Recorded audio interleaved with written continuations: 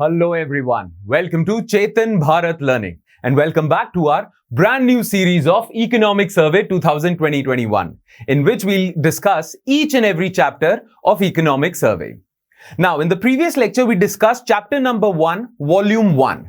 Today's lecture would be focused on volume 1, chapter 2.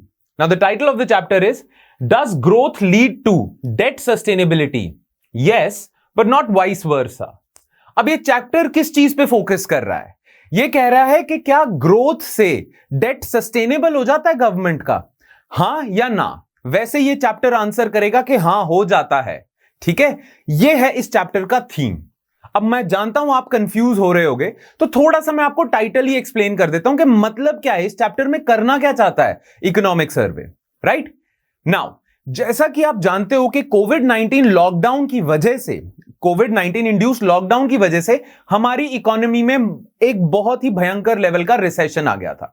Yes, हम जानते हैं for the first 2 quarters of this financial year our economy actually contracted. हमारी economy में ठीक ठाक recession आ गया था. राइट नाउ, रिसेशन में होता क्या है ना? जीडीपी ग्रोथ गिरती है, जीडीपी ही गिर जाती है. ये तो हमें मोटे मोटे तौर पे we know about this, but actually होता क्या है, ठीक है, उसे समझते हैं.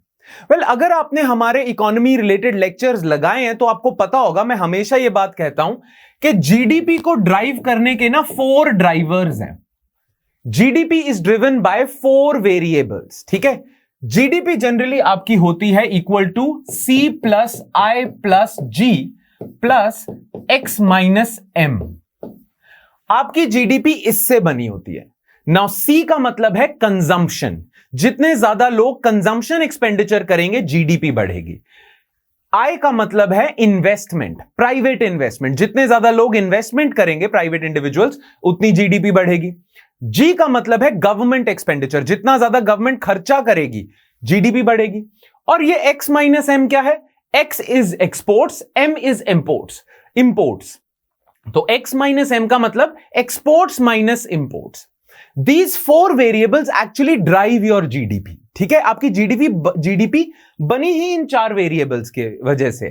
ठीक है, नाउ अगर आपकी इकोनॉमी में रिसेशन आया हुआ है, बहुत ही बुरे लेवल का रिसेशन आया हुआ है कोविड-19 जैसा, तो क्या होगा? आपकी जीडीपी गिरेगी.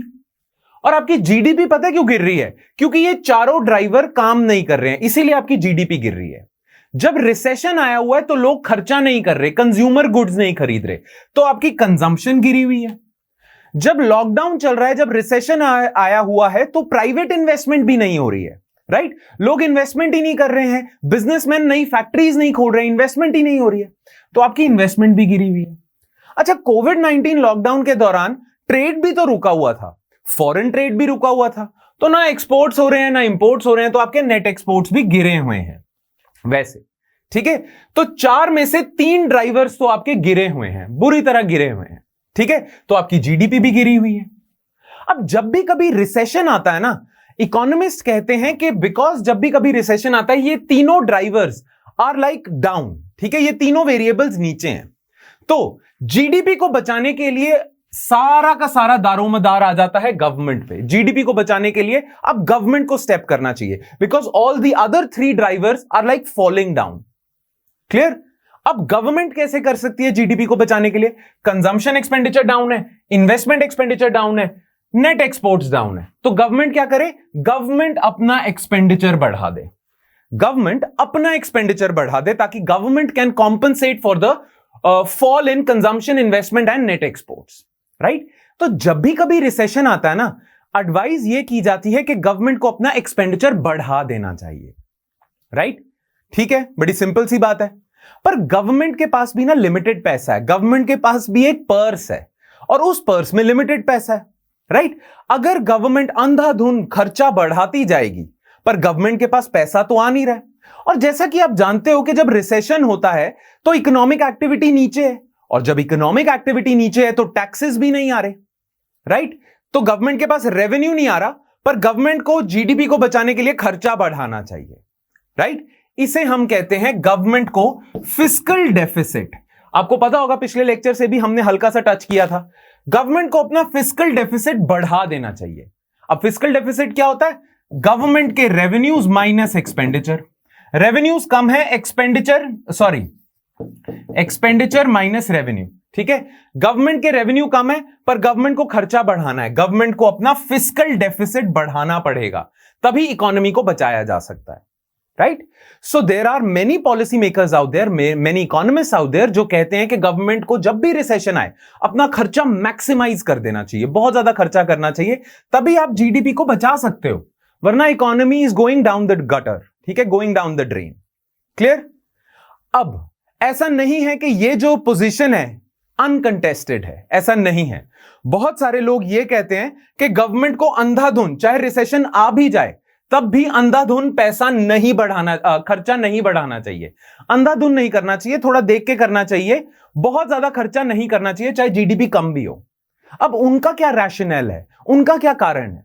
वो कहते हैं कि जब गवर्नमेंट रिसेशन के टाइम पे अंधाधुन खर्चा बढ़ा देती है तो वो अपना एक्सपेंडिचर बढ़ा रही है, रेवेन्यू उसका कम है, वो अपना फिस्कल डेफिसिट बढ़ा रही है। नाउ फिस्कल डेफिसिट जरूरत से ज्यादा बढ़ना बुरा होता है। बुरा क्यों होता है?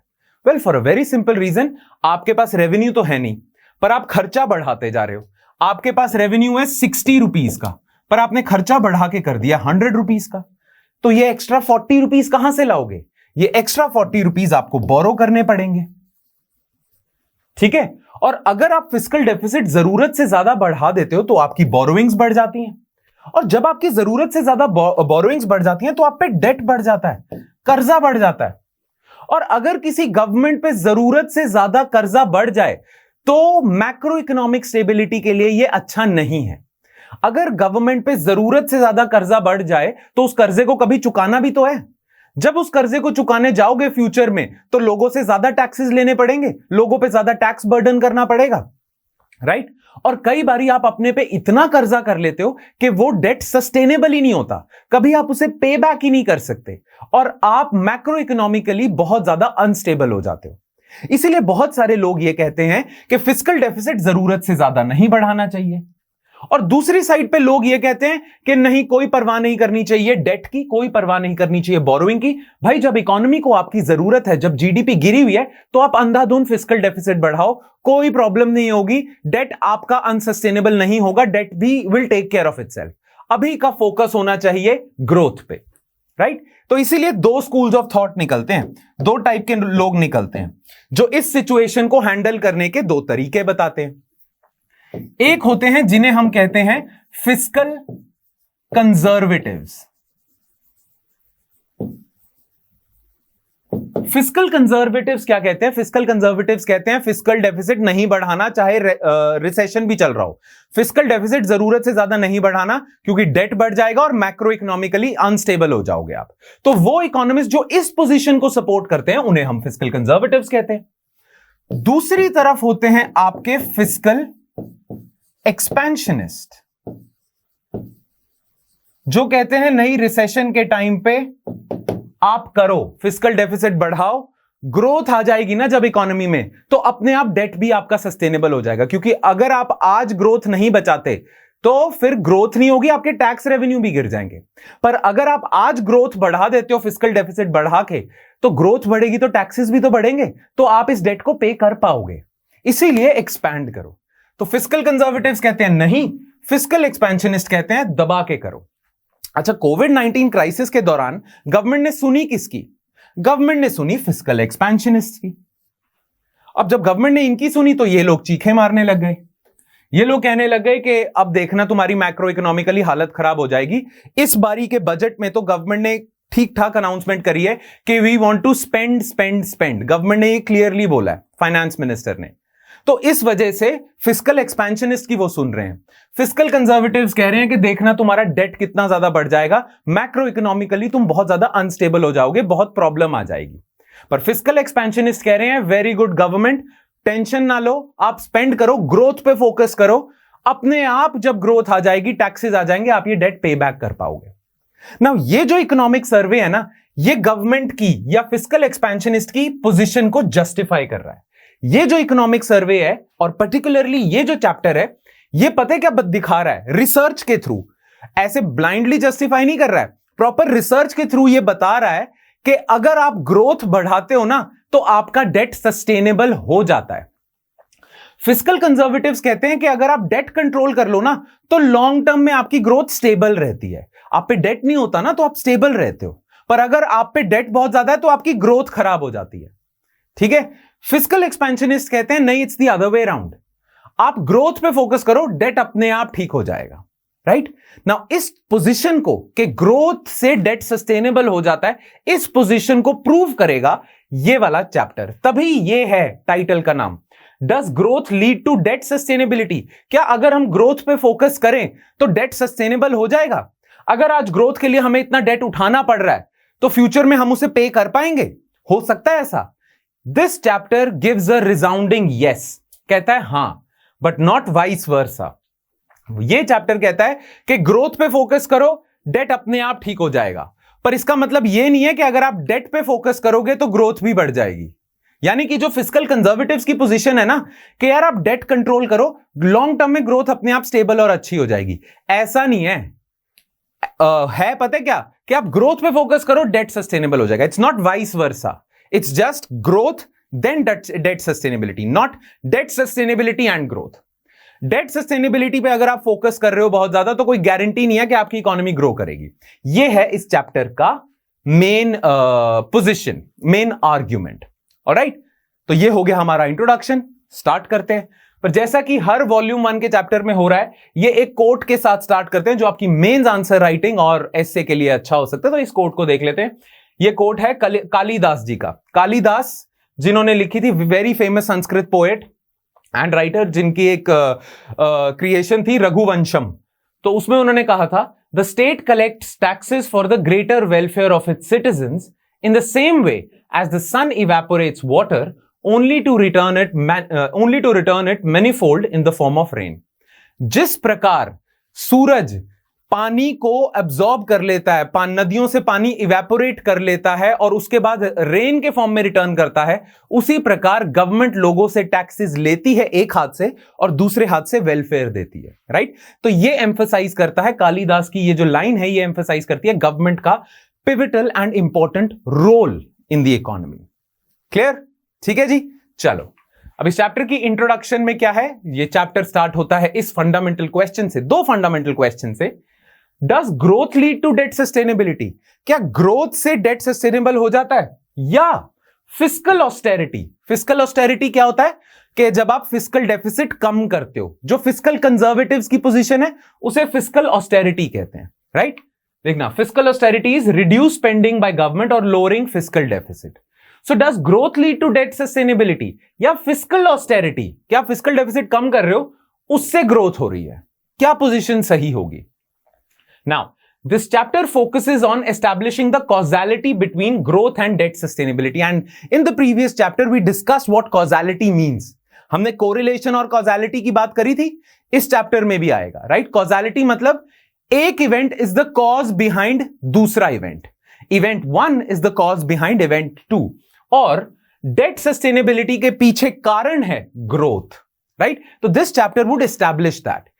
मतलब क्या है, ये चैप्टर, ये जो पहला क्वेश्चन है इसका जवाब यस में देगा और इसका जवाब नो में देगा। Right, first question does growth lead to debt sustainability, उसका जवाब यस में दिया जाएगा। राइट, अच्छा, ये चैप्टर ये भी बोलता है कि ये सिर्फ हमारी पोजीशन नहीं है। अमेरिकन इकोनॉमिक एसोसिएशन में एक बारी एक फेमस इकोनॉमिस्ट है ब्लैंचर्ड करके, उन्होंने भी एक पेपर पब्लिश किया था, उन्होंने भी एक स्पीच दी थी जिसमें उन्होंने ये कहा था कि अगर आपकी ग्रोथ अच्छी है ना, ठीक ठाक है, तो आपका डेट सस्टेनेबल हो जाता है। अब ग्रोथ कितनी अच्छी होनी चाहिए?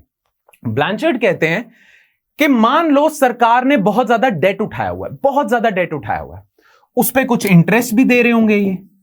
राइट, लेट्स सपोज वो इंटरेस्ट रेट है X%। अब उस डेट उठाने के चक्कर में सरकार ने ग्रोथ पे फोकस करा एंड गवर्नमेंट ने ग्रोथ मेंटेन कर ली है। लेट्स सपोज गवर्नमेंट ने ग्रोथ रेट अचीव कर लिया, लेट्स सपोज Y% का। ठीक है, तो ब्लैंचर्ड कहते हैं कि अगर आपका growth rate greater than interest rate है, जो आपने लोन उठाए हैं, जो डेट उठाया गवर्नमेंट ने, उस पे जो इंटरेस्ट रेट गवर्नमेंट को देना पड़ रहा है, अगर उससे ज्यादा ग्रोथ रेट होता है तो डेट सस्टेनेबल है। अगर ग्रोथ ज्यादा है इंटरेस्ट रेट से तो आपका डेट सस्टेनेबल है। ऐसा क्यों? क्योंकि अगर आपकी ग्रोथ ज्यादा है तो इकोनॉमी ग्रो कर रही है, इकोनॉमी ग्रो कर रही है तो टैक्स कलेक्शन भी तो हो रही है बहुत ज्यादा। अगर आपकी इकोनॉमी ठीक ठाक ग्रो करेगी, ज्यादा तेजी से ग्रो करेगी, तो आपकी टैक्स कलेक्शन भी ज्यादा तेजी से ग्रो करेगी। तो जब आपकी टैक्स कलेक्शन ज्यादा तेजी से ग्रो करेगी, गवर्नमेंट के पास रेवेन्यू आ जाएगा, जिससे वो ये इंटरेस्ट पे कर सकते हैं। So as long as your growth rate is higher than interest rate of your debt, then you are safe, then your debt is sustainable, and that's the position of Blanchard in American Economic Association में जो उन्होंने address दिया था, right? Clear? तो इसे उन्होंने नाम दिया था interest rate growth differential, interest rate और ग्रोथ के बीच का फर्क, ठीक है? Interest rate growth differential, IRGD. So when your IRGD is negative, इसका मतलब interest rate minus x minus y करें, अगर x छोटा होना चाहिए, इंटरेस्ट रेट ग्रोथ ज्यादा होनी चाहिए, तो ये नेगेटिव आएगा। अगर ये नेगेटिव है इंटरेस्ट रेट ग्रोथ डिफरेंशियल, तो डेट सस्टेनेबल होगा। अगर पॉजिटिव है मतलब इंटरेस्ट रेट ज्यादा है, ग्रोथ कम चल रही है, तो बुरे हाल है, तो डेट अनसस्टेनेबल जाएगा। तो आप ग्रोथ पे फोकस करो, ग्रोथ हो गई ना तो डेट अपने आप सस्टेनेबल हो जाएगा, टेंशन ना लो। क्लियर? ये पॉइंट है इसका। Alright, why is it tough to establish causality? अच्छा, ये चैप्टर कोशिश तो ये कर रहा है कि हम कॉजालिटी एस्टैब्लिश करें, किसके बीच में? ग्रोथ और डेट सस्टेनेबिलिटी के बीच में कॉजालिटी एस्टैब्लिश की जाए। पर ये पहले ही बता रहा है कि ये टफ है, थोड़ा सा टास्क टफ है। अब टफ क्यों है? पहली बात तो इकोनॉमिक्स ना नेचुरल साइंस नहीं है, नेचुरल साइंस जैसे फिजिक्स, केमिस्ट्री वगैरह, क्योंकि इसमें जब आपको किसी फिजिक्स, केमिस्ट्री वगैरह में आपको कोई चीज प्रूव करनी होती है ना, तो आपके पास लैब कंडीशंस है, आप लैब में कोई एक्सपेरिमेंट करके प्रूव कर सकते हो। पर इकोनॉमिक्स में अगर कोई चीज प्रूव करनी होती है तो आपके पास कोई लैब थोड़ी है, लोग हैं, लोग ही आपकी लैब है, कंट्री आपकी लैब है, पूरी इंडिया की इकोनॉमी आपकी लैब है। So there are no lab like conditions as there are in natural sciences, fields of natural sciences. तो इसीलिए डिफिकल्ट है ये प्रूव करना। खैर, फिर भी प्रूव करने की कोशिश करते हैं। पर दूसरी प्रॉब्लम आ जाती है, अभी तक इस रिलेशन को एस्टैब्लिश करने में जितनी भी स्टडीज हुई है ना, कौन सा रिलेशन? ग्रोथ और डेट सस्टेनेबिलिटी का। इन दोनों के बीच में कॉजालिटी एस्टैब्लिश करने की जितनी भी स्टडीज हुई हैं, वो सारी हुई हैं एडवांस्ड इकोनॉमीज में। अब एडवांस्ड इकोनॉमीज है ना, जैसे यूएसए, यूके वगैरह, इनकी जीडीपी ऑलरेडी हाई है बहुत ज्यादा, तो इनकी जीडीपी का ग्रोथ रेट 5% से ज्यादा नहीं होता, 2-3% के आसपास रहता है, क्योंकि ऑलरेडी बहुत ऊपर है। पर जो नीचे की इकोनॉमीज है ना, इमर्जिंग इकोनॉमीज, जिनकी जीडीपी कम है पर ईयर ऑन ईयर ग्रोथ तेज होती जा रही है, इंडिया जैसी कंट्रीज, ठीक है, तो ग्रोथ रेट का पोटेंशियल एडवांस्ड इकोनॉमीज में ज्यादा नहीं है, इमर्जिंग इकोनॉमीज में। पर ये जो रिसर्च हुई है, इन्होंने सिर्फ एडवांस्ड इकोनॉमीज में फोकस करा है, इसीलिए ये कहते हैं, इसीलिए ये फिस्कल कंजर्वेटिव हो जाते हैं। ये सर्वे कहता है कि अगर आप इमर्जिंग इकोनॉमीज पे स्टडीज करो ना, तो आपको पता चलेगा कि growth does lead to debt sustainability, right? और इस सर्वे ने वही करा है।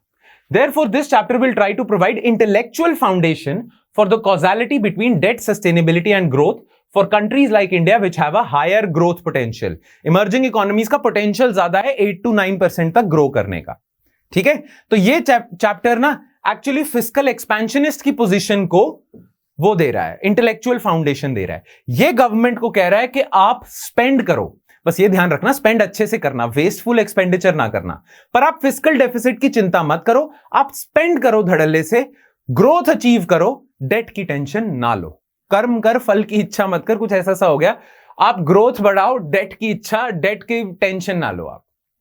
क्लियर? बनी नहीं बात, पर in any case the survey endeavors to provide the intellectual anchor for the government to be more relaxed about debt and fiscal spending. You should be more relaxed. Don't worry about fiscal deficit. Don't worry about government debt, because you're in a comfortable position. Plus, if you achieve growth, then you don't have to worry about debt at all, as long as your interest rate growth differential is favorable, right? As fiscal multipliers are higher during a crisis than economic boom. अच्छा, fiscal multipliers क्या होते हैं? जब recession होता है ना, और government recession के टाइम पे फिस्कल डेफिसिट बढ़ा देती है, राइट? कैसे बढ़ाती है? एक्सपेंडिचर अपने बढ़ा देगी ज्यादा, रेवेन्यू से भी ज्यादा एक्सपेंडिचर बढ़ा देगी। तो जब गवर्नमेंट रिसेशन के टाइम पे फिस्कल डेफिसिट बढ़ाती है ना, उसे हम एक और नाम से जानते हैं, जिसे हम कहते हैं फिस्कल स्टिमुलस, क्योंकि गवर्नमेंट स्टिमुलेट करने की कोशिश कर रही है ना इकोनॉमी को, राइट? फिस्कल स्टिमुलस कहते हैं।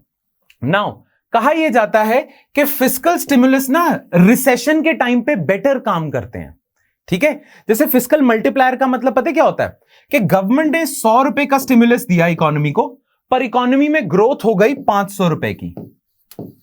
से गवर्नमेंट ने 100 रुपीज से अपना एक्सपेंडिचर बढ़ाया, पर वो बढ़ाने के चक्कर में इकोनॉमिक एक्टिविटी इतनी ज्यादा बढ़ गई कि फायदा इवेंचुअली 500 रुपीज का हुआ। तो गवर्नमेंट ने 100 का फायदा पहुंचाने की कोशिश करी, पर फायदा मल्टीप्लाइड फॉर्म में मिला। इसे फिस्कल मल्टीप्लायर कहते हैं। तो कहा यह जाता है कि फिस्कल स्टिमुलस मल्टीप्लाई ज्यादा ना रिसेशन में होता है, बूम के दौरान इतना नहीं होता जितना रिसेशन के दौरान होता है। Right? So fiscal multipliers are higher during a recession. Therefore, all the more reason for you to expand your fiscal deficit during this recession. Boom के टाइम पे फिस्कल एक्सपेंशन करोगे, कॉन्ट्रैक्शन करोगे, इतना फर्क नहीं पड़ेगा, पर रिसेशन के टाइम पे करोगे, इंपैक्ट ज्यादा आएगा ग्रोथ पे। ऑलराइट, चलो अब हम बात करते हैं काउंटर साइक्लिकल फिस्कल पॉलिसी। अब काउंटर साइक्लिकल फिस्कल पॉलिसी होती क्या है, ध्यान से सुनना ब्रीफ में। ऑलराइट, फिर हम देखेंगे कि आर्ग्यूमेंट्स क्या क्या दी जा रही हैं by fiscal conservatives and fiscal expansionist. ठीक है, काउंटर साइक्लिकल फिस्कल पॉलिसी पता है क्या होती है? देखो, आपको इकोनॉमिक साइकिल्स के बारे में तो पता है ना। हम जनरली इकोनॉमिक साइकिल्स को ऐसे प्रेजेंट करते हैं कि बूम आया, फिर रिसेशन आया, फिर बूम आया, फिर रिसेशन आया। इकोनॉमी में बूम आ गया, रिसेशन आ गया, तो ऐसे रिप्रेजेंट करते हैं। राइट नाउ, जब बूम होता है ना, बूम होता है, तब टेंडेंसी होती है, क्योंकि मार्केट में पैसा घूम रहा है, पैसा बहुत हरियाली है, पैसे की, पैसा फ्लो कर रहा है, क्योंकि बूम चल रहा है, इकोनॉमी अच्छी चल रही है, तो गवर्नमेंट की भी टेंडेंसी होती है खर्चा बढ़ाने की। राइट, और जब रिसेशन होता है, बिल्कुल लिक्विडिटी कंस्ट्रेंड है, पैसा है ही नहीं मार्केट में, तब गवर्नमेंट की भी टेंडेंसी होती है पैसा बचाने की। क्लियर? तो इकोनॉमिक साइकिल्स के हिसाब से अगर गवर्नमेंट चले कि बूम के टाइम पे गवर्नमेंट फ्री फ्लो में पैसा कर रही है, और रिसेशन के टाइम पे गवर्नमेंट ने भी अपनी सेविंग्स बढ़ा ली, गवर्नमेंट ने खर्चे रोक दिए, तो हम कहेंगे गवर्नमेंट चल रही है प्रो साइक्लिकल, के साइकिल के हिसाब से चल रही है, इकोनॉमिक साइकिल के हिसाब से। राइट, पर गवर्नमेंट को ऐसा नहीं करना चाहिए, गवर्नमेंट को उल्टा जाना चाहिए। जब बूम चल रहा है ना, जब बूम चल रहा है, तो गवर्नमेंट को अपने खर्चे कम कर देने चाहिए, डेट पे फोकस करना चाहिए। क्यों? क्योंकि इकोनॉमी ठीक चल रही है। अब गवर्नमेंट को अपने डेट पे फोकस करना चाहिए, अपना रेवेन्यू बढ़ाना चाहिए, खर्चे कम करने चाहिए, क्योंकि इकोनॉमी अच्छी चल रही है। पर जब रिसेशन आ जाए, जब सारी दुनिया खर्चा कम कर रही है रिसेशन के टाइम पे, तब गवर्नमेंट को अपना खर्चा बढ़ा देना चाहिए, फिस्कल डेफिसिट एक्सपैंड कर देना चाहिए, या इकोनॉमिक साइकिल्स के काउंटर चलना चाहिए। दुनिया साइकिल के हिसाब से चल रही है, पर गवर्नमेंट को काउंटर जाना चाहिए। रिसेशन के टाइम पे खर्चे बढ़ा दो और बूम के टाइम पे रोक दो, काउंटर साइक्लिकल। और अगर गवर्नमेंट ये फिस्कल पॉलिसी फॉलो करती है, फिस्कल अपनी ये जो गवर्नमेंट बजट लेके आती है फिस्कल डेफिसिट को लेके, जो भी बजट गवर्नमेंट लेके आती है उसे फिस्कल पॉलिसी कहते हैं। जब गवर्नमेंट अपनी रेवेन्यू और एक्सपेंडिचर की स्टेटमेंट देती है, उसे फिस्कल पॉलिसी कहते हैं। तो गवर्नमेंट की अगर फिस्कल पॉलिसी काउंटर साइक्लिकल होगी तो इकोनॉमी के लिए बेटर होगा, इकोनॉमी स्टेबल होगी। अगर गवर्नमेंट की फिस्कल पॉलिसी प्रो साइक्लिकल होगी तो नुकसान ही हो रहा है, गवर्नमेंट मिसमैनेज कर रही है आपकी इकोनॉमी को। राइट, तो ये मोटे मोटे तौर पे मतलब है काउंटर साइक्लिकल फिस्कल पॉलिसी का। राइट, अब हम ना दोनों की आर्ग्यूमेंट्स देखते हैं। कौन दोनों लोगों की? कौन दोनों की आर्ग्यूमेंट? फिस्कल कंजर्वेटिव्स की आर्ग्यूमेंट। अब आपको पता है फिस्कल कंजर्वेटिव्स कौन है? जो फिस्कल ऑस्टेरिटी को फोकस करते हैं। ये वर्ड्स याद रखने हैं आपने, ये कुछ इंटेलेक्चुअल या एकेडमिक वर्ड्स होते हैं जो आपको अपने आंसर्स में यूज करने चाहिए, तभी आपका मेंस का आंसर ना एकेडमिक ज्यादा लगता है। अगर आप जनरल लेमैन की लैंग्वेज यूज करोगे तो एग्जामिनर इतना इंप्रेस नहीं होगा। तो ये जो मैं वर्ड्स यूज कर रहा हूं आपके नोट्स में और जो मैं क्लास में बता रहा हूं, इस पे ध्यान देना, ये आंसर्स में यूज करने वाले हैं। ठीक है, फिस्कल कंजर्वेटिव्स या फिस्कल ऑस्टेरिटी, अभी सीखे आपने ये दो वर्ड्स। तो फिस्कल कंजर्वेटिव्स की क्या आर्ग्यूमेंट है पहले वो देखते हैं, फिर देखेंगे फिस्कल एक्सपेंशनिस्ट क्या कहते हैं, उनकी क्या आर्ग्यूमेंट है उसको देखेंगे। तो फिस्कल कंजर्वेटिव्स की आर्ग्यूमेंट है कि गवर्नमेंट को एट ऑल कॉस्ट अपना फिस्कल डेफिसिट कम करना चाहिए। ठीक है, फिस्कल डेफिसिट कम करना चाहिए, चाहे बूम हो चाहे रिसेशन हो, फिस्कल डेफिसिट कम करो। क्यों कम करो? क्या कारण दे रहे हैं फिस्कल कंजर्वेटिव्स? वो ये रहे, कंसर्न्स रिगार्डिंग फिस्कल एक्सपेंशन, एक weakening of future consumption levels and growth. ये कहते हैं कि अगर आज गवर्नमेंट फिस्कल एक्सपेंशन करती है ना, तो फ्यूचर जनरेशन की कंजम्पशन और ग्रोथ पे बर्डन डाल देगी। कैसे बर्डन डाल देगी? देखो, आज अगर गवर्नमेंट अपना फिस्कल डेफिसिट एक्सपैंड कर रही है तो गवर्नमेंट अपना डेट भी एक्सपैंड कर रही है, डेट ले रही है आज बहुत ज्यादा। अब ये डेट कभी चुकाना तो पड़ेगा, चुकाएंगे कब? फ्यूचर में। तो जब फ्यूचर में चुकाने आओगे, अब फ्यूचर में डेट चुकाने के लिए आपको पैसा तो चाहिए, वो पैसा कहां से लाओगे? टैक्सेस के थ्रू। तो फ्यूचर में अगर आप इस डेट को पे करने के लिए टैक्सेस बढ़ा दोगे तो डोंट यू थिंक आप फ्यूचर जनरेशन पे बर्डन डाल दोगे? पहले फ्यूचर जनरेशन के पास पहले अगर आप टैक्सेस ना बढ़ाते तो फ्यूचर जनरेशन ज्यादा खर्चा करती, राइट? खर्चा करती, इकोनॉमी में डिमांड बढ़ाती, इकोनॉमी भी ग्रो करती और फ्यूचर जनरेशन भी खर्चा कर रही होती। पर क्योंकि अब आप पे डेट है तो आपके पास कोई चारा ही नहीं है, आपको टैक्सेस बढ़ाने पड़ेंगे। आप टैक्सेस बढ़ाओगे तो अब फ्यूचर जनरेशन के पास पैसा कम है स्पेंडिंग के लिए, एग्रीगेट डिमांड कम होगी, ग्रोथ कम होगी, राइट? तो ये नुकसान है। ये कहते हैं फ्यूचर में ही नुकसान होता है इस चीज का। नेक्स्ट, डेट सस्टेनेबिलिटी हिलेगी आपकी। वो तो नॉर्मल है, हम डिस्कस कर ही चुके हैं कि आपका डेट सस्टेनेबल ही नहीं, आप चुका ही नहीं पाओगे। अच्छा, जब आपका डेट सस्टेनेबल नहीं होता तो ये जो फॉरेन क्रेडिट रेटिंग एजेंसीज है ना, आपकी कंट्री की क्रेडिट रेटिंग कम कर देती हैं। आपने सुना होगा फिच, मूडीज वगैरह, ये इंडिया को रेटिंग देते हैं ना, BBB+, BBB-, AAA+ वगैरह, ये रेटिंग सुनी होंगी आपने। नहीं भी सुनी तो आपको पता होना चाहिए कि कुछ ऐसी एजेंसीज हैं फॉरेन जो कंट्रीज को रेटिंग देती हैं। और किस बेसिस पे देती हैं? कि उनकी कितनी एबिलिटी है अपना डेट चुकाने की। अगर इंडिया पे ऑलरेडी बहुत ज्यादा डेट होगा तो इन एजेंसीज को लगेगा कि इंडिया की इतनी एबिलिटी नहीं है कि वो डेट चुका सके, क्योंकि ऑलरेडी बहुत ज्यादा है, तो इंडिया की रेटिंग ये कम कर देंगे। अच्छा, रेटिंग कम ज्यादा होने से हमें क्या फायदा या नुकसान है? वेल, अगर आपकी रेटिंग कम हो जाती है ना तो आपके कंट्री में फॉरेन इन्वेस्टर्स घबरा जाते हैं। उन्हें लगता है आज इधर पैसा डाल रहे हैं, कल को क्या पता ना आए, क्योंकि रेटिंग इतनी खराब है। तो जब आपकी रेटिंग डाउनग्रेड होती है, फॉरेन इन्वेस्टमेंट रुक जाती है आपकी कंट्री में, और फॉरेन इन्वेस्टमेंट रुकेगी तो नुकसान होगा। मान लो FDI आनी बंद होगी तो नुकसान ही होगा ना हमें, राइट? तो इसीलिए यह नुकसान है। प्लस जब आपका डेट बहुत ज्यादा बढ़ता है ना तो आपका रुपी भी वीक होना शुरू हो जाता है, रुपी वीजावी डॉलर, तो एक्सचेंज रेट में भी प्रॉब्लम आती है, एक्सटर्नल सेक्टर में प्रॉब्लम आती है। क्लियर? तो ये आर्ग्यूमेंट देते हैं fiscal conservatives. In general, it is argued that counter-cyclical fiscal policy smoothens out economic cycles instead of exasperating them. ठीक है? तो counter cyclical fiscal policy follow करनी चाहिए, बट मैं आपको बता रहा हूं इनका आर्ग्यूमेंट, फिस्कल कंजर्वेटिव्स का। अब हम आर्ग्यूमेंट देखते हैं फिस्कल एक्सपेंशनिस्ट का। वो क्या कह रहे हैं? फिस्कल एक्सपेंशनिस्ट क्या बोल रहे हैं? एडवांटेजेस क्या हैं काउंटर साइक्लिकल फिस्कल पॉलिसी या रिसेशन के टाइम पे फिस्कल डेफिसिट बढ़ाने के? क्या एडवांटेजेस हैं? It cushions the contraction in private investment and consumption. याद है ना, लेक्चर की स्टार्टिंग में मैंने बोला था C+I+G+X-M। C is private consumption, I is private investment, दोनों गिरी हुई है रिसेशन में। तो अगर गवर्नमेंट अपनी कंजम्पशन बढ़ा दे, गवर्नमेंट अपनी इन्वेस्टमेंट बढ़ा दे तो फायदा हो जाएगा, कम से कम इधर जो लॉस हो रहा है वो इधर कॉम्पनसेट हो जाएगा, जीडीपी बच जाएगी, राइट? तो it cushions the contraction in private investment and consumption during a slow down. Then next चीज इन्होंने बोली है crowding in of private investment and brings back the animal spirits of the private sector. अब crowding in of private investment क्या है? ध्यान से सुनना, ये वर्ड यूज करना है अपने आंसर्स में। वेल देखो, जब भी रिसेशन होता है ना तो हम कहते हैं कि ना एग्रीगेट डिमांड, इकोनॉमी में चीजों की डिमांड गिरी हुई है।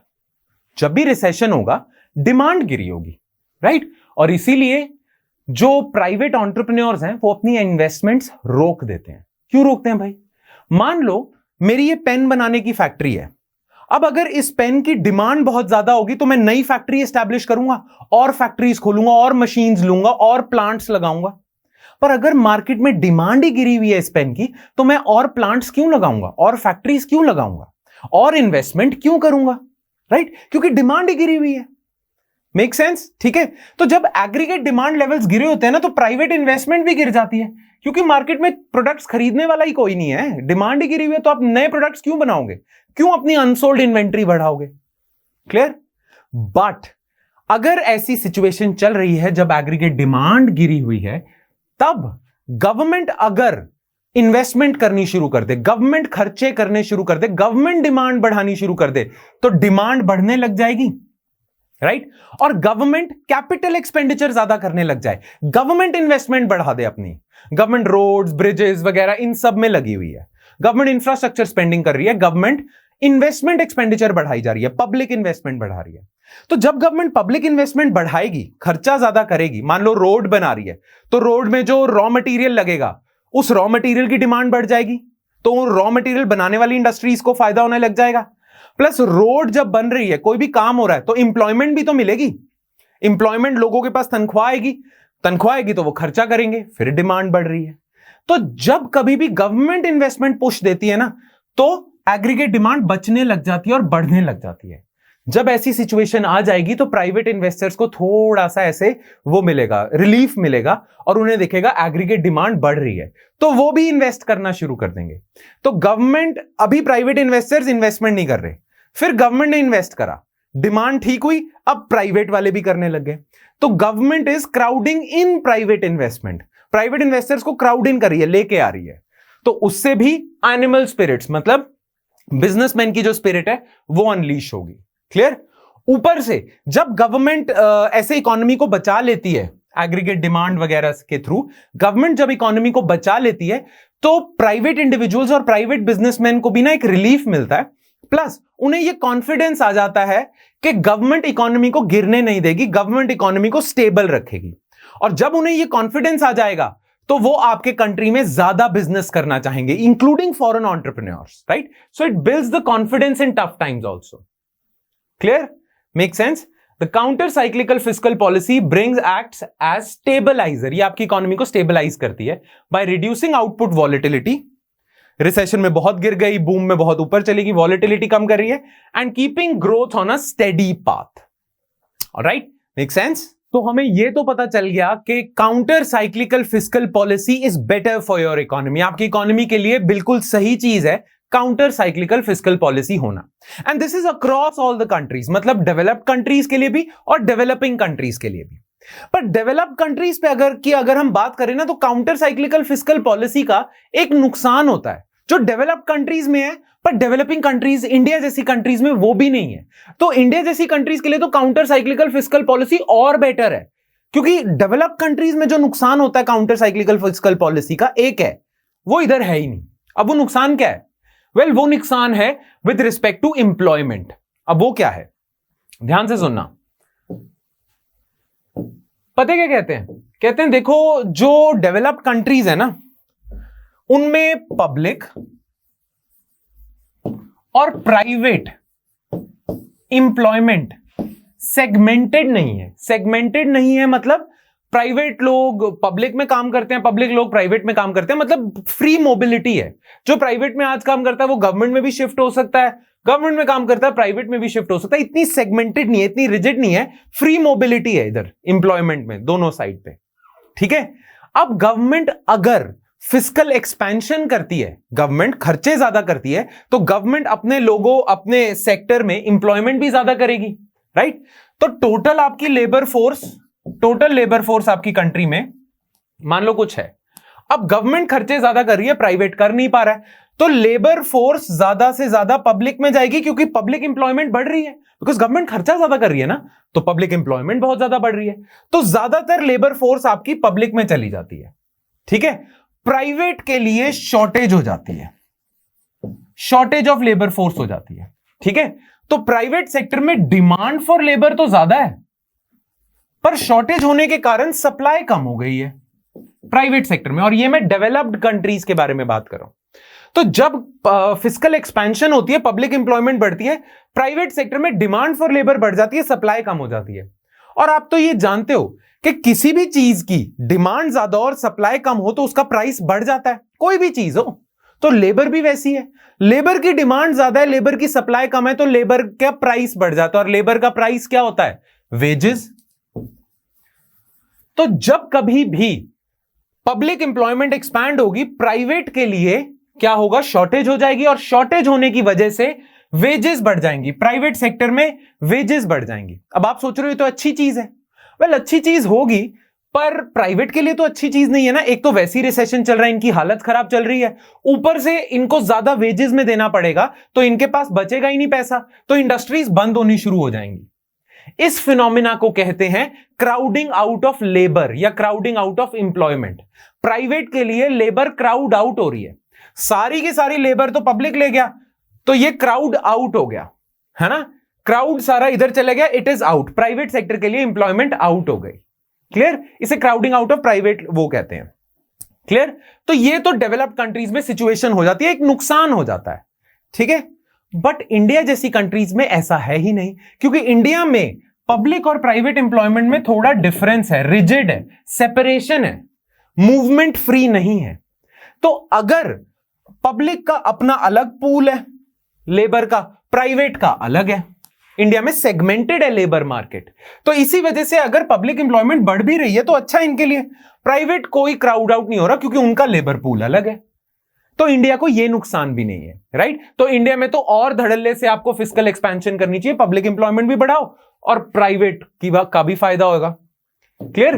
क्योंकि पब्लिक एम्प्लॉयमेंट जब बढ़ेगी, पब्लिक वो बढ़ेगा, सारा system, crowding in of private investment होगी तो प्राइवेट एम्प्लॉयमेंट भी बढ़ेगी। यही पॉइंट है इसमें। क्लियर? चलो आगे बढ़ते हैं। Direction of causality. अब हम बात करते हैं डायरेक्शन ऑफ कॉजालिटी के बारे में। हम ये चैप्टर यही बताना चाहता है ना कि ग्रोथ से डेट सस्टेनेबल होता है, राइट, या नहीं होता, राइट। क्लियर? तो अब ये चैप्टर दो वेरिएबल्स में कोरिलेशन ढूंढेगा। The current chapter studies the correlation between two variables. एक आपका रियल जीडीपी ग्रोथ रेट क्या चल रहा है, रियल जीडीपी ग्रोथ रेट क्या चल रहा है, दूसरा general government debt to GDP ratio. अच्छा, जनरल गवर्नमेंट का मतलब सेंटर भी है, स्टेट्स भी है, सेंट्रल गवर्नमेंट भी है, स्टेट गवर्नमेंट भी है। तो ग्रोथ और गवर्नमेंट डेट का कोरिलेशन ढूंढेगा। अब आपको याद होगा लास्ट लेक्चर में हमने कोरिलेशन डिस्कस करा। कोरिलेशन का मतलब अगर ग्रोथ ज्यादा है तो और साथ साथ डेट भी बढ़ रहा है तो इन दोनों में कोरिलेशन है, पॉजिटिव कोरिलेशन है। When event 1 happens, event 2 also happens. ठीक है। अच्छा, ये तो होता है पॉजिटिव कोरिलेशन। नेगेटिव कोरिलेशन क्या होगा? जब जब ग्रोथ हाई होती है तो गवर्नमेंट डेट कम होता है, इसे नेगेटिव कोरिलेशन कहेंगे। इनवर्सली प्रोपोर्शनल हो गई है, ग्रोथ ज्यादा तो डेट कम, ग्रोथ कम तो डेट ज्यादा, ये नेगेटिव कोरिलेशन है। क्लियर? तो इन दोनों में कोरिलेशन तो एस्टैब्लिश कर लेता है ये इकोनॉमिक सर्वे। हमने पिछले 25 सालों का डेटा उठाया, नॉट जस्ट एडवांस्ड इकोनॉमीज का पर इंडिया जैसी इमर्जिंग इकोनॉमीज का भी, और पाया कि इन दोनों में नेगेटिव कोरिलेशन है। यानी कि जब जब ग्रोथ ज्यादा दिखी है तो डेट कम होता दिखा है, यानी कि डेट सस्टेनेबल होता दिखा है। ठीक है। और जब जब डेट कम है ग्रोथ ज्यादा दिखी है, ये आपको दिखा है नेगेटिव कोरिलेशन। ये ज्यादा तो ये कम, ये ज्यादा तो ये कम। क्लियर? अगर डेट बहुत ज्यादा है तो ग्रोथ कम होता है। तो इनवर्सली प्रोपोर्शनल आपने पिछले 25 साल का डेटा उठा लिया और आपने पाया सारी कंट्रीज में ये वैलिड है। ठीक है। बट हम कोरिलेशन में इंटरेस्टेड नहीं है, हम कॉजालिटी में इंटरेस्टेड है। एंड लास्ट लेक्चर में हमने ये भी डिस्कस करा है कि कोरिलेशन और कॉजालिटी में फर्क क्या है। कोरिलेशन तो सिर्फ कोइंसिडेंस भी हो सकता है कि जब जब ये हो रहा है ये हो रहा है, कोरिलेशन है। पर कॉजालिटी क्या बताता है? कॉजालिटी आपको बताता है कि इस इवेंट की वजह से ये हो रहा है, ग्रोथ होने की वजह से डेट सस्टेनेबल हो रहा है, या डेट सस्टेनेबल होने की वजह से ग्रोथ हो रहा है। राइट? तो कॉजालिटी आपको कारण बताता है। राइट? बट प्रॉब्लम पता क्या है? आपने पिछले 25 साल का डेटा एनालाइज करा, चेक करा, बट उसमें ना आपको कोरिलेशन भी मिल गया, इन दोनों का नेगेटिव कोरिलेशन मिल गया, पर आपको कॉजालिटी नहीं मिल रही है। प्लस आपको डायरेक्शन ऑफ कॉजालिटी भी नहीं पता चल रही। क्या ज्यादा ग्रोथ होने की वजह से डेट कम हो रहा है, या डेट कम होने की वजह से ज्यादा ग्रोथ हो रही है? डायरेक्शन ही नहीं बता पा रहे आप। क्या इस वजह से डेट सस्टेनेबल हो रहा है, या इस वजह से ग्रोथ बढ़ रही है? क्या है? डायरेक्शन ऑफ कॉजालिटी की प्रॉब्लम है। अब उस प्रॉब्लम को, यही रही direction of causality. Does high growth lead to debt sustainability और lower debt to GDP ratio lead to higher growth? कैसे चेक करोगे? क्लियर? वो देखते हैं हम। ठीक है। उसके लिए इस इकोनॉमिक सर्वे ने क्या तरीका निकाला है। क्लियर? बाकी इधर दिया हुआ है argument supporting higher debt leading to lower growth. बहुत सारे लोगों ने ये भी, फिस्कल कंजर्वेटिव ने खासकर ये बताया हुआ है कि जब डेट ज्यादा होता है ना, ग्रोथ कम होती है। क्लियर? ये क्वेश्चन जो ये है, लोअर डेट से हायर ग्रोथ होती है और हायर डेट से लोअर ग्रोथ होती है। नेगेटिव कोरिलेशन तो सबको पता है, पर इस नेगेटिव कोरिलेशन में वो बोल रहे हैं कि जब डेट आप नहीं कंट्रोल करते ना तो ग्रोथ लो होती है। उसके पीछे उन्होंने बहुत सारे आर्ग्यूमेंट्स दिए हुए, वो हम डिस्कस ऑलमोस्ट कर ही चुके हैं, आप नोट्स में से अपने पढ़ लेना। ठीक है, तो ये लोग कहते हैं कि डेट पे कंट्रोल करो, ग्रोथ अपने आप ठीक हो जाएगी। पर फिस्कल एक्सपेंशनिस्ट क्या कहते हैं? ग्रोथ पे फोकस करो, डेट अपने आप ठीक हो जाएगा। क्लियर? तो फिस्कल कंजर्वेटिव्स की डायरेक्शन ऑफ कॉजालिटी उस डायरेक्शन में है, और फिस्कल एक्सपेंशनिस्ट की डायरेक्शन ऑफ कॉजालिटी है कि ग्रोथ से डेट सस्टेनेबल होता है, और फिस्कल कंजर्वेटिव की डायरेक्शन ऑफ कॉजालिटी है कि डेट से ग्रोथ बढ़ती है। राइट? अब इन दोनों में से कौन सही है कौन गलत, इसके लिए कॉजालिटी को चेक करने के लिए आपने एक टेस्ट निकाला है जिसे हम ग्रेंजर कॉजालिटी टेस्ट भी कहते हैं या लैगिड कोरिलेशन कहते हैं। अब ये क्या है, ब्रीफ में सुन लेना बड़ी जल्दी जल्दी। कोरिलेशन क्या होता है? लेट्स सपोज 2000 ईयर में इवेंट 1 हुई और इवेंट 2 हो गई साथ साथ ही, और 2001 में इवेंट 1 हुई और फिर इवेंट 2 हो गई। तो इन दोनों में कोरिलेशन है, पॉजिटिव नेगेटिव कोई भी हो सकता है। ठीक है, इन दोनों में कोरिलेशन है। क्लियर? पर क्या कॉजालिटी है या मात्र एक संयोग है, मात्र कोइंसिडेंस है? उसको कैसे चेक करते हैं? आप पता है क्या चेक करते हो? इस ग्रेंजर टेस्ट से आप ना सिर्फ कॉजालिटी टेस्ट करते हो, बट आप डायरेक्शन ऑफ कॉजालिटी भी टेस्ट कर लेते हो। आप पता है क्या करते हो? आप उठाते हो डेटा, मान लो ये इवेंट 1 है growth rate, GDP growth rate, और ये है डेट का। ठीक है, नेगेटिव कोरिलेशन तो हमने देख लिया। अब आप देख रहे हो कि जब 2000 में जीडीपी ग्रोथ रेट आपने बढ़ाई तो नेक्स्ट ईयर डेट की क्या पोजीशन थी? अगर नेक्स्ट ईयर डेट कम हुआ, तो 2000 में आपने जीडीपी बढ़ाई और 1 साल बाद डेट कम हो गया, तो यह कॉज हो सकता है। अच्छा, यह डायरेक्शन हो सकती है, कॉजल हो सकता है। अच्छा, एक तो ये डायरेक्शन ऑफ कॉजालिटी होगी कि ग्रोथ की वजह से डेट सस्टेनेबल हो रहा है। दूसरी डायरेक्शन क्या होगी? दूसरी डायरेक्शन अगर चेक करनी है उसके लिए आप क्या करोगे? आप उठाते हो डेटा 2000 ईयर में डेट का, ठीक है, कि इस साल आपने डेट कम कर दिया, डेट इस साल डेट कम हुआ, और फिर आपने नेक्स्ट ईयर देखा ग्रोथ की क्या सिचुएशन है। अगर आपने 2000 में डेट कम देखा और अगले साल ग्रोथ बढ़ गई, तो डायरेक्शन ऑफ कॉजालिटी है डेट से ग्रोथ की, कि डेट कम करो ग्रोथ बढ़ती है। और अगर पहली सिचुएशन ठीक है जो अभी थोड़ी देर पहले हमने देखी थी, ये वाली सिचुएशन ठीक है, तो क्या कॉजालिटी की डायरेक्शन है कि जीडीपी बढ़ाओ डेट कम करो। और अगर ये सिचुएशन ठीक है तो क्या सिचुएशन है कि डेट कम करो ग्रोथ बढ़ाओ। क्लियर? Make sense? ठीक है, इसे ग्रेंजर टेस्ट कहते हैं। सिचुएशन 1 ये जो ये वाली डायरेक्शन की है, और सिचुएशन 2 ये वाली डायरेक्शन की है। ठीक है, तो आपने एडवांस्ड इकोनॉमीज और इमर्जिंग इकोनॉमीज दोनों में पिछले 25 साल के डेटा को उठाया। ये तो मैंने सिर्फ 2 साल दिखाया ना, पिछले 25 साल के डेटा को उठाया और उसमें लैगिड कोरिलेशन चेक करी। लैगिड कोरिलेशन मतलब 1 साल के लैग के बाद। आज ग्रोथ ये है, 1 साल बाद डेट की क्या पोजीशन होगी? लैगिड कोरिलेशन है ना, तो लैगिड कोरिलेशन चेक करी, जिसे हम ग्रेंजर टेस्ट भी कह देते हैं, ग्रेंजर कॉजालिटी। तो आपने क्या पाया? वेल, ये आपको नोट्स में मिल जाएगा, कॉजालिटी और कोरिलेशन के बीच में डिफरेंस। पर आपने पाया क्या? आपने देखा कि एडवांस्ड इकोनॉमीज में तो दोनों कॉजालिटी की डायरेक्शन हो सकती है। तो आपको पता नहीं किस वजह से क्या हो रहा है। वो जो ये वाला एरो था सिचुएशन 1 है ना, लैगिड कोरिलेशन में ये भी वैलिड लग रहा था और ये भी वैलिड लग रहा था। तो एडवांस्ड इकोनॉमीज में तो कोई भी डायरेक्शन हो सकती है कॉजालिटी की, दोनों डायरेक्शन वैलिड सी लग रही थी। पर इमर्जिंग इकोनॉमीज में आप पता है क्या पाते हो? इमर्जिंग इकोनॉमीज में यही वाली डायरेक्शन वैलिड है, दूसरी नहीं। और ये वाली कौन सी डायरेक्शन थी? कि ग्रोथ बढ़ाओ डेट कंट्रोल हो जाएगा। ठीक है, तो इमर्जिंग इकोनॉमीज या इंडिया जैसी इकोनॉमीज में क्या है कि ग्रोथ बढ़ाओ डेट कम हो जाएगा। ये तो डायरेक्शन है कॉजालिटी की, ये तो होता है, पर डेट कम करो ग्रोथ बढ़ जाएगी, इसका कोई एविडेंस नहीं है। सो इंडिया जैसी इकोनॉमीज में ग्रोथ पे फोकस होना चाहिए, डेट पे नहीं। फिस्कल कंजर्वेटिव्स बाहर जाओ, फिस्कल एक्सपेंशनिस्ट अंदर आओ।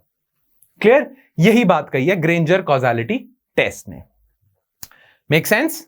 अब हम ना 2 और कॉन्सेप्ट्स को डिस्कस करते हैं जो एक्सप्लेन करते हैं फिस्कल कंजर्वेटिव्स की आर्ग्यूमेंट थोड़ा बेटर। ठीक है, फिस्कल कंजर्वेटिव्स ये कहते हैं, फिस्कल कंजर्वेटिव्स ना फिस्कल एक्सपेंशन के 2 और नुकसान बताते हैं कि जब आप फिस्कल डेफिसिट बहुत ज्यादा बढ़ा देते हो तो वो 2 नुकसान और बताते हैं। ठीक है, तो उनको एक एक करके देखते हैं वो नुकसान है क्या, और फिर हम फिस्कल एक्सपेंशनिस्ट की पोजीशन देखेंगे कि वो कैसे इन नुकसानों को खारिज करते हैं कि कोई नुकसान नहीं है ऐसे। क्लियर? Make sense? तो वो 2 इश्यूज पते क्या है फिस्कल एक्सपेंशन की, 2 और प्रॉब्लम्स पते क्या है? एक है क्राउडिंग आउट इफेक्ट और दूसरा है रिकार्डियन इक्विवेलेंस थ्योरी या रिकार्डियन इक्विवेलेंस प्रोपोजिशन। अब क्राउडिंग आउट इफेक्ट क्या होता है वो देखते हैं कि जरूरत से ज्यादा जब आप फिस्कल डेफिसिट बढ़ा देते हो तो क्या प्रॉब्लम आती है। देखो, अब ना पूरे इंडिया में मान लो बैंकों में टोटल पैसा लोगों की तरफ, बैंक के पास जो टोटल पैसा आया हुआ है लोगों के डिपॉजिट से ही आया हुआ है, लोगों की सेविंग से ही आया हुआ है। तो मान लो पूरे इंडिया में ना टोटल बैंकों के पास जो लोगों की सेविंग्स गई हैं वो 100 रुपीज है। अब बैंक को ना इसी 100 रुपीज से आगे लोन देने हैं। वेल, आप जो बैंक में पैसा डिपॉजिट करते हो उसी को तो आगे बैंक लोन देता है। तो बैंक जितने इंडिया में जितने भी बैंक है सबके पास मिला के 100 रुपीज सेविंग्स के आए हुए हैं, इसी में से इन्होंने आगे लोन देना है। अब ये दो लोगों को लोन देते हैं बैंक्स, एक तो गवर्नमेंट को कई बार बोरोइंग्स करनी पड़ती है, और दूसरा प्राइवेट सेक्टर को। और प्राइवेट सेक्टर ये लोन लेके आगे इन्वेस्टमेंट ही करता है, राइट? अब मान लो गवर्नमेंट अपना फिस्कल डेफिसिट बढ़ा देती है। अगर गवर्नमेंट अपना फिस्कल डेफिसिट बढ़ा देगी, बहुत ज्यादा बढ़ा देगी, तो गवर्नमेंट बैंकों से बोरोइंग्स बढ़ा देगी। लेट्स सपोज इस 100 रुपीज में से 70 रुपीज गवर्नमेंट ही बोरो कर लेती है, राइट? जब गवर्नमेंट 70 रुपीज गवर्नमेंट ही बोरो कर लेगी तो प्राइवेट सेक्टर के लिए बोरोइंग के लिए तो 30 रुपीज बच जाते हैं। प्राइवेट इन्वेस्टमेंट करने के लिए जो पैसा चाहिए था प्राइवेट सेक्टर को, अब वो कम रह जाता है प्राइवेट सेक्टर के पास। क्यों? क्योंकि गवर्नमेंट ने बोरोइंग्स बढ़ा दी है बहुत ज्यादा। और गवर्नमेंट की बोरोइंग्स क्यों बढ़ी है? क्योंकि फिस्कल डेफिसिट बढ़ा है। तो don't you think private sector is crowded out? सारा तो गवर्नमेंट लेगी सेविंग्स, तो private sector is crowded out, right? This is known as crowding out of private investment. अब प्राइवेट सेक्टर के पास ज्यादा बचा नहीं है रिसोर्सेज जिससे वो इन्वेस्टमेंट कर सके, तो प्राइवेट इन्वेस्टमेंट भी गिर जाती है। तो क्राउडिंग इन होने के बजाय crowding out of private investment हो रही है, राइट? तो ये तो बुरा है। Make sense? ठीक है, तो ये आर्ग्यूमेंट दिया जाता है फिस्कल कंजर्वेटिव्स द्वारा। वो कहते हैं कि crowding out of private investment हो जाती है। वैसे crowding out of private investment क्या होता है वो हमने डिटेल में अपने लेक्चर्स में कवर किया हुआ है, बट इस चैप्टर को समझने के लिए मैंने बड़ा रफ सा आपको समझाया crowding out of private investment. खैर, वो कहते हैं crowding out of private investment हो जाता है तो ये तो गलत चीज है, प्राइवेट इन्वेस्टमेंट रोक रहे हो अगर आप फिस्कल डेफिसिट बढ़ा रहे हो। क्लियर? तो एक तो है क्राउडिंग आउट इफेक्ट होता है। दूसरी प्रोपोजिशन है रिकार्डियन इक्विवेलेंस प्रोपोजिशन। वो क्या होता है? रिकार्डियन इक्विवेलेंस थ्योरी क्या है वो देखते हैं। वेल, रिकार्डियन इक्विवेलेंस थ्योरी पता है क्या कहती है? रिकार्डियन इक्विवेलेंस थ्योरी कहती है कि आप फिस्कल एक्सपेंशन क्यों कर रहे हो? ग्रोथ बढ़ाने के लिए कर रहे हो ना, कि ग्रोथ बढ़े, उसी के लिए कर रहे हो फिस्कल एक्सपेंशन। डेविड रिकार्डो, जिनके नाम पे रिकार्डियन इक्विवेलेंस थ्योरी है, वो कहते हैं कुछ फर्क नहीं पड़ता, कोई फर्क ही नहीं पड़ता। आप फिस्कल पॉलिसी इसलिए, फिस्कल एक्सपेंशन इसलिए कर रहे हो ताकि ग्रोथ बढ़े, सब सारी चीजें हो, जो मर्जी करते रहो, कोई फर्क ही नहीं पड़ेगा। तो जो रिकार्डियन इक्विवेलेंस प्रोपोजिशन है वो फिस्कल एक्सपेंशनिस्ट फिस्कल और फिस्कल कंजर्वेटिव्स दोनों को कहते हैं कोई फर्क नहीं पड़ता। फिस्कल कंजर्वेटिव्स कहते हैं कि अगर आप आज फिस्कल डेफिसिट बढ़ा दोगे तो फ्यूचर जनरेशन पे बर्डन आएगा। रिकार्डो कहते हैं कोई बर्डन नहीं आएगा, कोई फर्क नहीं पड़ता। फिस्कल कंजर्वेटिव्स कहते हैं भाई बढ़ेगा, अगर आप आज बोरो करोगे तो कल आपको क्या करना पड़ेगा? कल आपको वो डेट चुकाना भी पड़ेगा। वो डेट चुकाने के लिए आप फ्यूचर जनरेशन पे टैक्सेस बढ़ा दोगे, राइट? तो ये तो प्रॉब्लम है। तो डेविड रिकार्डो पता है कहते हैं, रिकार्डो कहते हैं ऐसा कुछ नहीं होता। अगर मैं आज लोगों पे टैक्सेस नहीं बढ़ाता और आज मैं फिस्कल डेफिसिट बढ़ा देता हूं, बोरोइंग्स बढ़ा देता हूं बहुत ज्यादा, तो पता है क्या होएगा? लोग जो है ना, उन्हें आइडिया लग जाएगा, लोग भी स्मार्ट हैं, लोग देखेंगे कि ये इंसान आज बोरो बहुत ज्यादा कर रहा है और फ्यूचर में इसे टैक्सेस बढ़ाने पड़ेंगे। तो लोग क्या करना शुरू कर देंगे? लोग आज ही सेविंग्स अपनी बढ़ानी शुरू कर देंगे फ्यूचर के लिए। तो लोग ज्यादा रैशनल हैं, लोग बढ़िया हैं, डेविड रिकार्डो कहते हैं। डेविड रिकार्डो कहते हैं कि आप लोगों को डम समझ रहे हो फिस्कल कंजर्वेटिव्स। आप कह रहे हो कि आज आप बोरोइंग बढ़ा रहे हो, कल को उन पे टैक्सेस बढ़ाओगे। लोगों को पता है ऐसा होगा, तो लोग क्या करेंगे? आज ना कंजम्पशन ज्यादा नहीं करेंगे, खर्चा कम कर देंगे, सेविंग्स बढ़ा देंगे, क्योंकि उन्हें फ्यूचर में टैक्स इंक्रीज का डर है, राइट? Make sense? ठीक है, तो फ्यूचर में कोई नुकसान नहीं होगा। Shut up fiscal conservatives. This is Ricardian equivalence theory.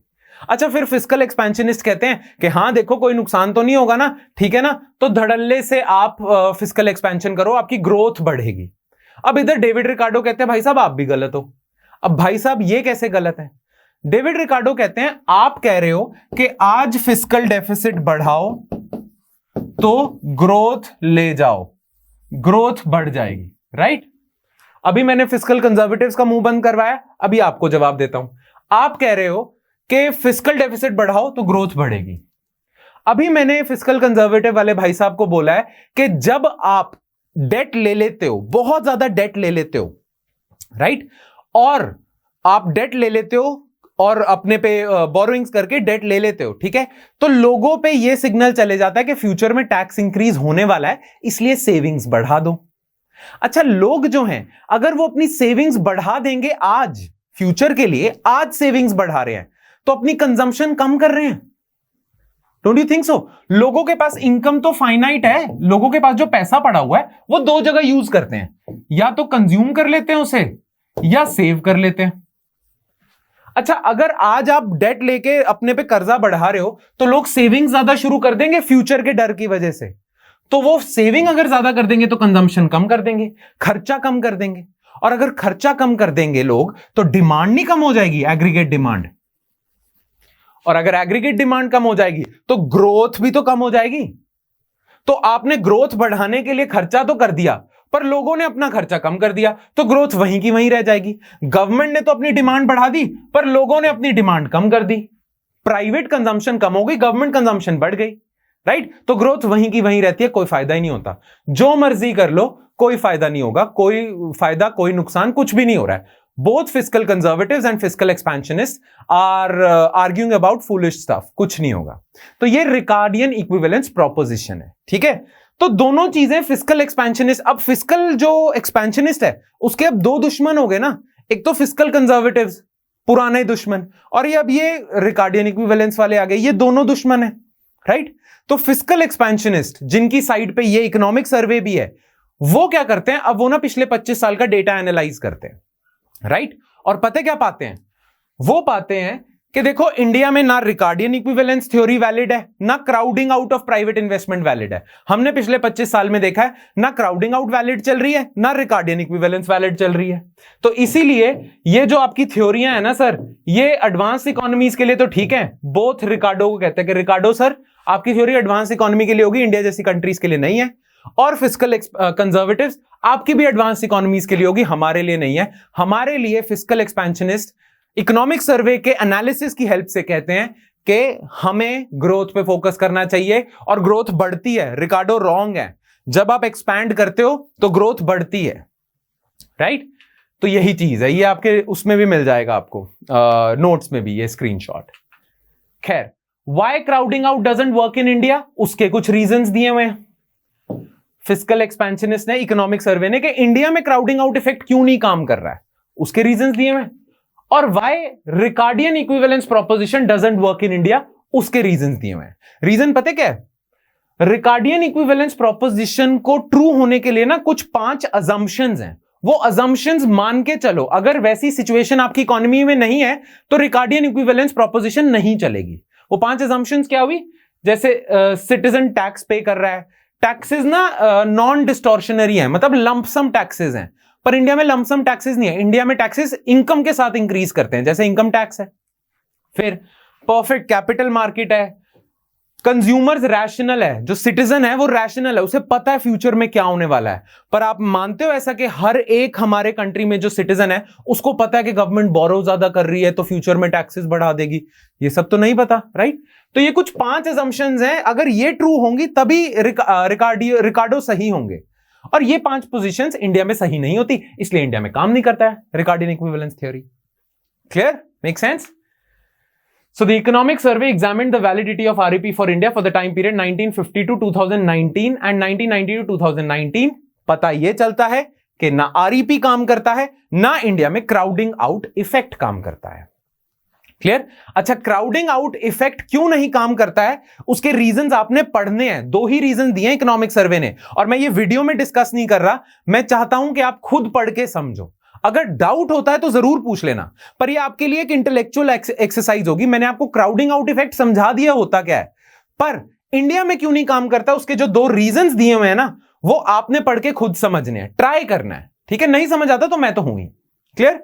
But मैं देखना चाहता हूं कि आप समझ पाओगे, क्योंकि अब आपको पता है क्राउडिंग आउट इफेक्ट क्या होता है। खैर, अच्छा, एक और सेक्शन डाला है इस इकोनॉमिक सर्वे ने। वो सेक्शन पता है क्या है?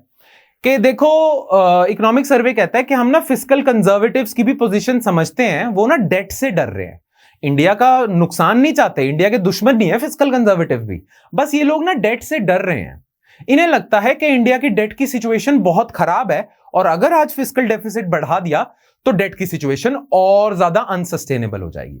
तो ये इकोनॉमिक सर्वे कहता है कि देखो फिस्कल कंजर्वेटिव्स, हमारी ना बाकी कंट्रीज के मुकाबले में गवर्नमेंट की अगर हम बात करें तो गवर्नमेंट पे इतना डेट ऑलरेडी है ही नहीं, तो थोड़ा बढ़ा भी लेंगे कोई प्रॉब्लम नहीं आएगी। आप जो डर रहे हो वो वैसे ही डर रहे हो, हमारा ऑलरेडी डेट बहुत सस्टेनेबल है, बहुत कंफर्टेबल पोजीशन में है, अगर हम आज डेट बढ़ा भी लेना अपना तो भी हमें इतनी प्रॉब्लम नहीं होगी। तो इकोनॉमिक सर्वे कहता है एक तो ग्रोथ अगर बढ़ रही है तो डेट से डरना नहीं चाहिए, और जो आप डेट से डर भी रहे हो, डरने की जरूरत नहीं, क्योंकि डेट ऑलरेडी इतना नहीं है। तो उसमें इसने कुछ बताया हुआ है कि इंडिया के डेट डायनेमिक्स क्या चल रहे हैं, इंडिया का एक्सटर्नल डेट कितना चल रहा है, G20 कंट्रीज या ब्रिक्स नेशन में इंडिया का डेट लोएस्ट है, ठीक है। इंडिया पे जो टोटल डेट है ना, वो ज्यादातर आप देखोगे कि डोमेस्टिक डेट है, एक्सटर्नल डेट इंडिया में बहुत कम है, एक्सटर्नल बाहर से लिया हुआ लोन, डोमेस्टिक डेट ज्यादा है। तो इंडिया को इतने डरने की जरूरत नहीं है, और सॉवरन क्रेडिट रेटिंग से तो डरने की जरूरत ही नहीं है, मूडी फिच वगैरह से। उस पे तो एक सेपरेट चैप्टर भी डाला है वॉल्यूम 1 में कि why sovereign credit rating does not reveal India's strength, कि सॉवरन क्रेडिट रेटिंग से अगर आप इंडिया को जज कर रहे हो तो गलत कर रहे हो, इंडिया बेटर है, इंडिया की रेटिंग खराब करते हैं, ये साजिश है, बाहरी साजिश है, राइट। तो sovereign credit rating do not reveal India's actual position, ये है क्लियर। तो ये इन्होंने इंडिया के करंट डेट सस्टेनेबल है ये दिया हुआ है। तो ये एंड में कंक्लूजन है कि एक तो इंडिया में पे वैसे ही डेट ज्यादा नहीं है, कम है, इंडिया के डेट डायनेमिक्स हेल्दी हैं। दूसरा, इंडिया की अगर ग्रोथ अच्छी हो जाती है तो इंटरेस्ट रेट ग्रोथ डिफरेंशियल, वो ब्लैंचर्ड का पॉइंट अमेरिकन इकोनॉमिक एसोसिएशन वाला, कि interest rate growth differential, growth ज्यादा होनी चाहिए इंटरेस्ट रेट से, वो अगर सही है, इंडिया के फेवर में है, और ऑलरेडी इंडिया पे इतना डेट नहीं है, तो डरो मत, फोकस करो कि ग्रोथ बढ़ानी है। और यही इस बार के बजट ने किया, इकोनॉमिक सर्वे की सुनी बजट ने, और बजट ने क्या करा, बजट में क्लियरली गवर्नमेंट ने दिखा दिया कि हम फिस्कल डेफिसिट बढ़ाएंगे, we'll spend because we want to boost the economy, because if economic growth is back on track then our debt would become automatically stable। ये है क्लियर, ठीक है। और ये मैंने कुछ स्क्रीनशॉट ले लिया, पॉलिसी इंप्लीकेशन, मतलब गवर्नमेंट को क्या करना चाहिए वो दिया हुआ है, हाईलाइटेड पोर्शन ध्यान से पढ़ना कि गवर्नमेंट को करना क्या चाहिए, ये भी आपको नोट्स में मिल जाएगा। ऑलराइट, तो इसी के साथ हमारा चैप्टर 2 खत्म होता है। That's it from my side guys, I hope you like the lecture. अगर कोई भी प्रॉब्लम होती है तो please be free to ask us those doubts. You can comment in the YouTube comment section below, you can mail us, you can call us, you can WhatsApp us. There are a number of channels open for you guys to ask your doubts. All right, so that's it from my side guys. I'll see you next time with more stuff. Thank you.